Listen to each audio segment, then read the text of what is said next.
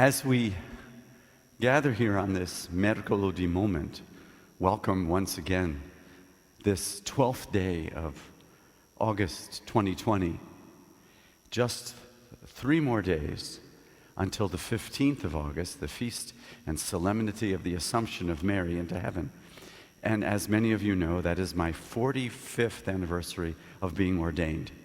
We'll gather here for the Mass at 5 p.m., which is 5 p.m. Central, which is 6 p.m. Eastern, and it was 6 p.m. Eastern 45 years ago on August 15th that the ordination ceremony began. So it's perfect timing. But the wonderful news that I received a few months ago was that in the midst of all this pandemic, some of my students had to postpone their ordinations to priesthood. And I found out that 4 of them will be ordained this Saturday.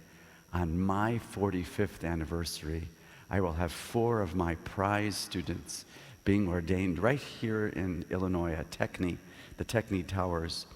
And they're going to be ordained, and I'm hoping to go there before our Mass begins, because it's a real tribute to have the members of the Society of the Divine Word, the SVD community.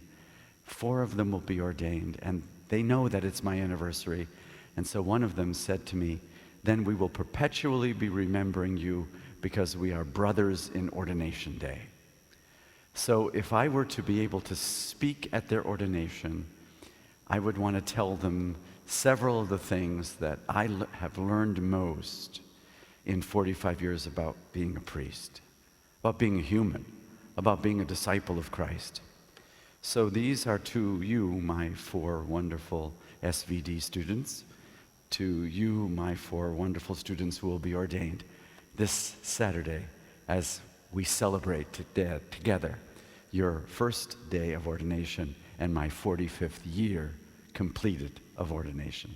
So I have 5 of them that I'd like to share with you, that I pass on to you and to encourage you as you are ordained. And I think this is true for all of us, whether we're priests or not. There is something about these that I think is really insightful personally for me, and I hope for you who are listening. The first is the need for humility. I remember when I was first ordained, I was 25, I thought I had all the answers. I thought I was riding high. And then I remember one time a woman came up to me and she pointed her finger and she says, "Father, when are you going to get off your high horse and be a human being like the rest of us?" I must have been really wild at that time. It was maybe a year into being ordained. I said to her, "Woman, remember I'm the priest." And that is something I apologize for. I don't even know if this woman is still alive. I don't even remember her name, but I do remember the lesson. And that is, to be a real priest, to be a Christian really, is to be a human being like other human beings. And that entails the gift of humility, the recognition that somehow we are dependent upon God, the recognition that we don't have all the answers, the humility that recognizes that we are flawed and that all of us have sinned and are broken. Humility is the recognition of our interdependence on each other and on the earth. As you know, the word humility comes from the word humus, meaning dirt, recognizing that we're all dust and ashes, and we're all kind of dirt bags, if you would.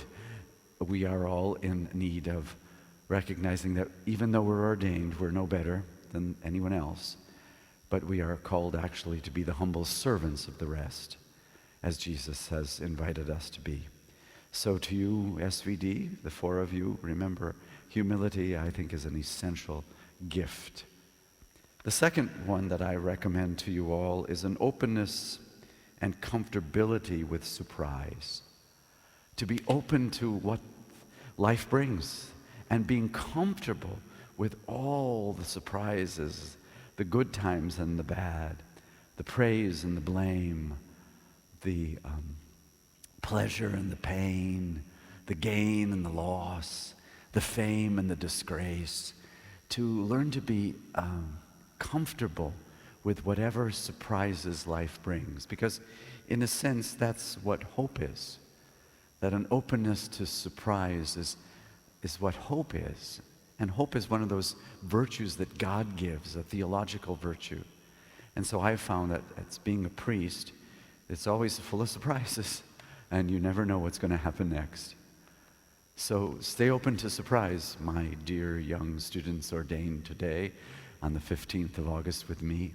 Stay open to the roller coaster and learn to get comfortable with it. The third one is the wonderful gift of liturgy that we've learned together, how to preside and preach and all the classroom stuff where we talked about the sacraments, especially the Eucharist, doing one thing at a time, paying attention. But what I've learned as a priest is that the liturgy and the scriptures, the prayer, the contemplation, the meditation time, that these are all doorways. These are all ways of surrendering to God. That the liturgy is like a school, and we're going to be presiding, and we preach at it, and you, I hope, will do an excellent job in presiding beautifully at the liturgies, because the liturgy is indeed a disciplined school where we learn to surrender, a school of surrender and thanks and praise to God. And we get a chance to preside at that, and by our demeanor and by our presence, dear newly ordained priests on the 15th, to learn that we have a responsibility and a gift and an opportunity to help the whole community surrender to God in prayer and thanksgiving always and everywhere. And then number 4, I would like to pass on to you as something I've learned in 45 years, is that life is God's classroom. In other words, we can learn as Christians, as priests, as humans, we can learn from any situation. Any situation can be our teacher. And God can speak in the most strange places when we least expect.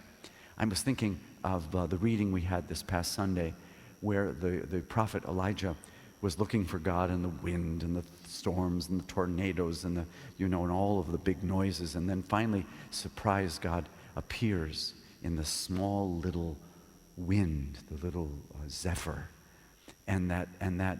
So what I'm really learning and believing is that every situation can be an opportunity for wisdom. If it only needs is our attentiveness to it. Our attentiveness to it, our openness to the surprises of it, to allow the liturgy itself to train us to be attentive and present, and in all of that, to be humble enough to see that wisdom comes from the least expected places, and sometimes from people that we don't even imagine can give us a gift such as that. And finally, I've been a fan of an author. His name is Ken Wilber. And I'm not sure, students, if you listen to this, if you have heard me mention him in class, but he's an interesting author. He's an author of consciousness. He writes about consciousness, and he has given me something that I've been pondering over the past few years. He says, do not be afraid to clean up your unconscious. And so, as many of you know, I'm doing dream analysis. Do not be afraid to wake up, to see and be attentive to what really God is doing in our lives. To not be afraid to grow up and not be eternal kids. To grow up as ordained ministers, as Christians, to grow up.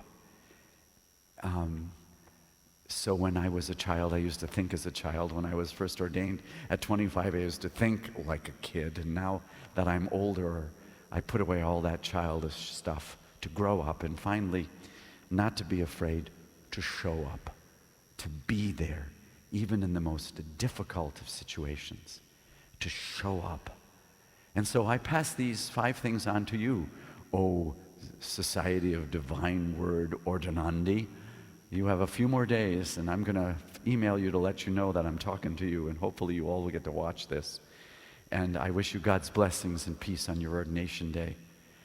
which will bind us together in Mary on her Assumption Day, Easter in the summertime, so that one day we too, like Mary, all of us, baptized Christians, ordained people, we will be caught up with Christ, body and spirit, in the resurrection of the dead.